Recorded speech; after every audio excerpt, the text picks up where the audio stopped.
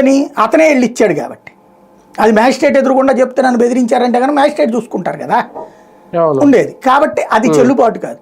అందుకని కొత్త ఎత్తు నడిచింది. ఏంటి, ఆ సత్యవర్ధన్ వాళ్ళ అమ్మ కంప్లైంట్, మా అబ్బాయిని కిడ్నాప్ చేశారు, కిడ్నాప్ చేసి ఇట్లాంటి అఫిడవిట్ ఇప్పించారు అని చెప్పేసి. తద్వారా అతను ఎస్సీ అనుకుంటా, అందుకని ఎస్సీ ఎస్టీ అట్రాసిటీ కూడా పెట్టారు. ఒక ఎస్సీ కుర్రోడిని నిర్బంధించి అతని చేత బెదిరించి తప్పుడు అఫిడవిట్ ఇచ్చారు అన్నటువంటిది. కాబట్టి ఇప్పుడు ఆ కారణంగా వంశీని అరెస్ట్ చేశారు. అసలు ఇతను కనుక ఈ అఫిడవిట్ ఇవ్వకపోతే ఈ కేసు అలా సాగుతూ ఉంటుంది. వంశీ మెడ మీదన కత్తి అలా ఎలాడుతూ ఉంటుంది. అతను మాట్లాడడానికి వెనకాడుతుండేవాడు. 5 ఏళ్ళట సాగిద్దాం అనుకున్నారు.